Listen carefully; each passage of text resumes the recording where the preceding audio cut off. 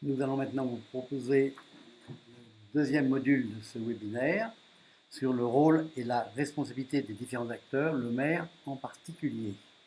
On a demandé à Maître Leplanois de venir nous parler un petit peu de ces sujets-là. Maître Leplanois est avocat associé chez DLGA. Elle est administrateur de l'AFP-CNT, membre du bureau de l'AFP-CNT. C'est une ancienne juriste de la DGPR, qui est la Direction générale de la prévention des risques, donc du ministère de la Transition écologique. Maître... Merci beaucoup pour l'invitation ce jour. Je suis ravie d'être aujourd'hui parmi vous pour parler d'un risque finalement dont on parle peut-être un peu moins par rapport aux autres risques. C'est vrai qu'on parle souvent du risque inondation sur le territoire et risque avalanche un petit peu moins parce que peut-être c'est un peu plus sectorisé et je suis ravie aujourd'hui de venir dire quelques mots. Donc aujourd'hui j'interviens pour l'association, donc la FPCNT, où je suis secrétaire générale adjointe, et également en ma qualité d'avocate, puisque j'accompagne quotidiennement surtout des élus, des intercommunalités sur la question de gestion des risques, davantage en conseil qu'en contentieux, parce qu'aujourd'hui, il me semble très important de prendre le risque en amont. Et donc, on parlera naturellement aujourd'hui de responsabilité, mais le but, et je pense qu'on est là en matière de prévention pour ça, c'est justement éviter que la question de la responsabilité se pose devant les juridictions.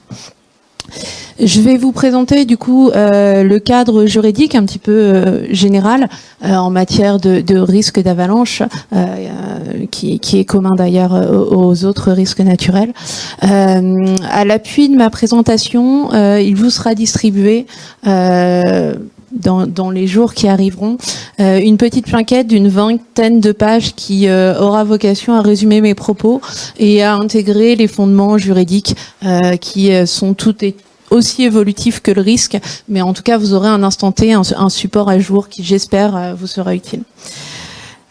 Aujourd'hui, donc, quand on parle rôle et responsabilité, on va parler État et on va parler élus, élus et intercommunalité, puisque sont vraiment aujourd'hui les deux acteurs majeurs qui peuvent intervenir en matière de prévention des risques. L'objectif numéro 1 de prévenir les risques naturels et d'en parler, c'est de protéger le citoyen. À cette fin, on a deux outils qu'on recense qui sont élaborés par l'État. On a le DDRM, le dossier départemental des risques majeurs, et on a le PPRN, le plan de prévention des risques naturels. Donc le plan de prévention des risques naturels prévisibles, je pense que vous connaissez tous, il intervient donc sur plusieurs aléas, soit il est multirisque, soit il est monorisque, et donc on en a qui sont monorisques pour les avalanches. Le but, c'est d'établir une cartographie, donc qui est établie par le préfet, et d'obtenir un document qui est réglementaire et qui sera opposable directement. Et c'est tout l'intérêt du PPR, et du PPR, c'est encore mieux quand il est à jour, c'est d'avoir un outil à la main de tous les acteurs qui en ont besoin, qui est réglementaire et donc qui s'impose. Un outil à jour, c'est toute la difficulté du PPR, c'est que généralement ils sont très longs à élaborer et avec un peu de médisance, je dirais que quand on a fini de l'élaborer et qu'on l'approuve, il n'est plus à jour parce que les cartographies ont été faites en amont et les études sont assez longues. Donc c'est le problème et c'est pour ça que je vous parlerai un petit peu après de l'intérêt d'autres outils pour justement essayer d'être à jour, je dirais, dans cette connaissance du risque. Le PPR a quand même donc une importance, vu que c'est une servitude d'utilité publique, il est réglementaire, il est annexé au PLU, il sera directement opposable notamment en matière d'autorisation de construire. Il vise à définir plusieurs zones avec la particularité en matière de PPRA d'avoir une zone jaune. Je vais y revenir très brièvement parce que je pense qu'on en a déjà assez parlé, mais permettant de mettre en avant un aléa de référence exceptionnelle. Donc les deux autres zones, donc les zones les plus connues, je dirais, on a une zone rouge où on a une interdiction totale de construire et une zone dite bleue où la constructibilité est possible sous certaines conditions. Ces deux zones, du coup, sont élaborées par rapport à un aléa de référence. À l'inverse de cette troisième zone, donc spécifique au PPR avalanche, qui est une zone jaune qui est élaborée par rapport à un aléa de référence exceptionnel, qui est supérieure à l'intensité d'une avalanche centenale, dans la limite d'un scénario raisonnable. Cette zone jaune a pour particularité d'interdire uniquement deux types de construction. Interdiction d'implanter des équipements publics nouveaux, des équipements publics nécessaires à la gestion des périodes à haut risque d'avalanche, tels que des centres de secours par exemple. Et cette zone jaune interdit également les ERP avec hébergement sans zone de confinement sécurisée. Pour le reste, la possibilité, il y a possibilité du coup de construire. L'objectif de ce zonage est, je pense, de permettre une véritable information des habitants, même sur des événements qui sont plus rares. D'où l'importance de cette zone, même si on est dans un cas de référence, d'aléa de référence exceptionnel et pas centenal. De réglementer du coup les modalités de construction dans cette zone et de disposer d'éléments de connaissance, notamment qui seront utiles dans le cadre d'élaboration des PCS. PCS, donc les plans communaux de sauvegarde, qui sont à définir par l'autorité municipale. C'est au maire qu'il revient d'établir un PCS. Donc du coup, l'État, des DRM, les PPRN, et à côté, on a la protection qui doit être mise en œuvre par le maire via aussi des outils, et notamment le PCS et le PCIS, donc plan intercommunal de sauvegarde. Par la loi Matras de 2021, on a vu que l'importance des PCS a été réaffirmée. Leur obligation a été renforcée. Par principe, on retiendra aujourd'hui qu'il y a une obligation pour les communes qui sont dans le périmètre d'un PPRA d'élaborer un PCS, ce qui ne veut pas dire que les communes qui n'ont pas obligation de le faire ne sont pas invités à le faire pour des raisons évidentes de prévention et de gestion des risques. Ça aura une incidence, notamment, ça pourrait avoir une incidence en termes de responsabilité des élus. Donc voilà, donc PCS, PCIS, la seule chose qui change entre les deux, ça va être l'autorité qui sera compétente pour adopter le plan. Et maintenant, lorsque il y a une commune de l'intercommunalité qui est soumise à l'obligation d'adoption d'un PCS, il y aura l'obligation pour l'intercommunalité d'adopter un PCIS. Donc ça, c'est les dernières nouveautés. Cet outil est vraiment importante dans les territoires exposés au risque d'avalanche.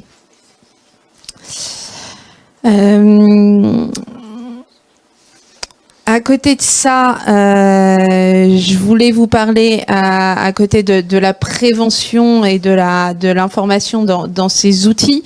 Je voulais vous parler très rapidement de la nécessité d'informer le citoyen. Parmi les outils juridiques qui permettent de mieux prévenir le phénomène d'avalanche, on a tous les outils d'information des citoyens à l'exposition d'un risque. Donc ça passe notamment, je vais le passer rapidement, mais on a le DDRM dont j'en ai parlé tout à l'heure qui sera à la main de l'État. On a le DICRIM qui pour le coup sera à la main du maire et à destination du public. On a également d'autres dispositions telles que l'information acquéreur locataire qui a maintenant été renforcée, et donc toute personne qui acquiert un bien doit savoir qu'il est exposé à un risque, et donc du coup maintenant on a tout un tas d'informations qui est mentionné lors de l'acquisition, donc de l'acquisition et d'ailleurs de la location également, parce que ça concerne les acquéreurs et également les locataires. Et la dernière information du public doit passer par cette cartographie et ce fameux porté à connaissance qui est indispensable pour que le public soit informé de l'existence d'un aléa et des possibles réactions à avoir en cas de survenance d'un risque. Le porter à connaissance est très important également, donc par rapport à l'alerte de la population et par rapport à la définition des zones, notamment par rapport à l'urbanisme. Donc savoir quelles zones sont concernées, comment elles sont prises en compte dans les documents d'urbanisme, que ce soit le PLUI, le PLU, le PLUI, le SCOT. Donc tout ça, c'est vraiment indispensable pour gérer en amont, pour connaître davantage, pour avoir l'information sur l'état d'un risque et les zones concernées. On a aussi, une fois qu'on a parlé de ce risque d'avalanche, la nécessité, et je dirais même l'obligation de s'adapter et d'adapter l'urbanisation du territoire en fonction de ce risque. En effet, l'idée, et vous la connaissez tous, l'objectif est de ne pas exposer une nouvelle construction et surtout de nouvelles personnes, puisque en numéro 1, on est quand même sur de la sécurité des biens, même si des personnes, même si la sécurité des biens doit être gardée en tête. À mon avis, la sécurité des personnes est primordiale dans cette histoire, et c'est pour ça que les risques naturels ont une incidence directe. Le droit des risques naturels a une incidence directe sur le droit de l'urbanisme, avec du coup des passerelles qui permettent d'obliger, en tout cas d'avoir des règles claires sur l'urbanisation d'un territoire via la connaissance d'un risque. Pour maîtriser l'urbanisation, on la maîtrise notamment par rapport à la prise en compte des risques dans les documents d'urbanisme. Je l'ai dit tout à l'heure, que ça soit des SCOT, des PLUI, des PLU, les objectifs de sécurité, de salubrité publique et plus précisément de prévention des risques naturels doivent être incorporés, doivent être intégrés au sein des schémas de cohérence territoriale, des PLU et des cartes communales. Il appartient dans un premier temps au préfet de porter à la connaissance des communes ou de leurs groupements qui sont compétents en matière d'urbanisme les informations, toutes les informations nécessaires à l'exercice de la compétence en matière d'urbanisme. Il revient donc, vous l'avez compris et vous le savez sûrement, à l'État de fournir des études techniques, les études techniques dont il dispose, les informations dont il dispose pour permettre de les incorporer aux documents d'urbanisme et pour être facilement opposables et pour permettre vraiment l'instruction des autorisations d'urbanisme. Quid en matière de retard ou d'omission dans la transmission de ces informations, c'est sans effet sur la procédure d'adoption, sur la légalité des documents d'urbanisme. À côté des documents d'urbanisme, donc ils doivent prendre en compte ce risque, on a naturellement les autorisations d'urbanisme. Donc quand quelqu'un vient vous voir et souhaite construire, donc exposer de nouvelles personnes possiblement à un risque, généralement c'est la commune qui est compétent et c'est vous les élus qui doivent prendre la responsabilité de délivrer ou non l'autorisation d'urbanisme. Dans ce cas, donc forcément, on a deux cas. Un cas où on a un PPRA qui est adopté, et donc le territoire sur lequel vous exercez votre compétence a un PPR, et du coup, il y a une carte réglementaire avec une carte de zonage réglementaire que vous pouvez appliquer directement via la servitude d'utilité publique et son annexion au document d'urbanisme. L'autre cas, c'est quand on a rien, on n'a pas de PPR, mais finalement, on n'a jamais rien. Généralement, vous avez toujours des informations, des cartographies qui vous permettent de connaître un petit peu le risque. Sur la délivrance des autorisations d'urbanisme, aujourd'hui, je souhaiterais insister sur l'usage du R111.2 du Code de l'urbanisme, non très barbare, mais dispositif juridique permettant de refuser un permis de construire ou de s'opposer aux déclarations préalables, le cas échéant, lorsque le projet envisagé est de nature à créer un risque à la sécurité des personnes, à la sécurité publique. Donc cet outil donc qui est inséré dans le code de l'urbanisme permet au nom des risques naturels de refuser une autorisation d'urbanisme quand bien même on serait dans un secteur de PPR ou bleu par exemple, où vous avez le droit de construire sous certaines prescriptions. Le R111.2 peut être autorisé si le projet ne correspond pas à l'appréciation du risque tel qu'il devrait être fait. Ça me semblait important aujourd'hui de parler de cette articulation entre les PPR, le R111.2 et le pouvoir de délivrer ou non une autorisation d'urbanisme, parce que ce qui revient de plus en plus, c'est que, donc comme on l'a dit tout à l'heure, les PPR ont malheureusement le défaut d'être assez longs à adopter et ne sont pas toujours à jour une fois adoptés. Et donc du coup, même si on a un PPR qui ne classe pas un terrain, le terrain d'assiette du projet est en zone vraiment à risque, il y a la possibilité via ce R111.2 de refuser une autorisation d'urbanisme. Comment ça se passe? Alors le juge a déjà posé à plusieurs reprises, alors pas en matière d'avalanche mais en matière d'inondation parce que les contentieux sont plus nombreux et donc le Conseil d'État est venu rappeler que il faut vérifier que le projet d'urbanisme tel qu'il vous est présenté respecte les dispositions réglementaires d'un PPR en zone de PPR. Et si ces dernières sont suffisantes pour garantir la sécurité publique au regard du projet, il n'y a pas de question.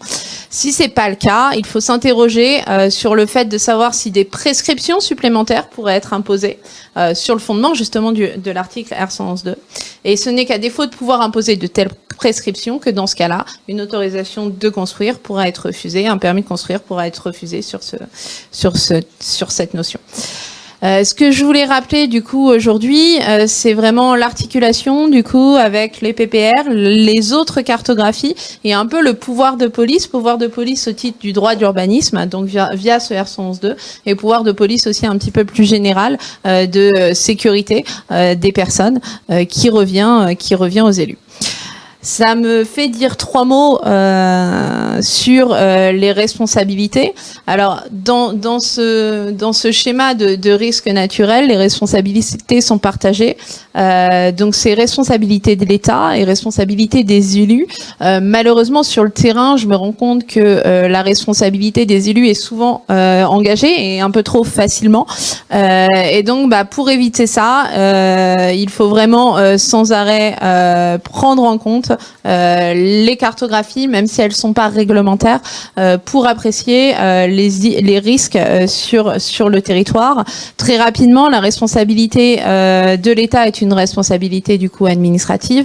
La responsabilité des élus va plus loin puisqu'elle peut être en effet administrative. Il peut y avoir la responsabilité de la commune pour avoir sous-estimé un dommage ou pour avoir un défaut d'action par exemple. On a eu aussi de la jurisprudence sur le fait que des zones par exemple lors de la révision d'un document d'urbanisme n'était pas prise en compte alors que le maire, parce que c'était dans cette jurisprudence, c'était de la responsabilité du maire d'élaborer le document d'urbanisme et donc du coup le maire n'avait pas pris en compte une zone qui était soumise à un risque d'avalanche avéré et donc la zone était totalement constructible sans prescription. Donc ça peut être ce type de responsabilité administrative qui peut être retenue, mais à côté de la responsabilité administrative, les responsabilités des élus vont plus loin puisque on peut engager la responsabilité pénale du maire et on l'a eu malheureusement on l'a déjà vu à plusieurs reprises, que ce soit dans des cas d'avalanche ou d'autres risques. Donc voilà, donc j'attire sur votre attention sur le fait que on a des outils actuellement que certes, ils présentent pour certains des particularités et peut-être des défauts, mais que tous mis à bout avec des dispositifs juridiques un peu spécifiques, type R111.2, on arrive à mieux gérer la constructibilité sur des zones exposées. Merci maître de ces précisions là qui certainement intéressent beaucoup les élus. Je vais leur passer la parole. Est-ce qu'il y en a qui souhaitent poser des questions à Maître Leplanois?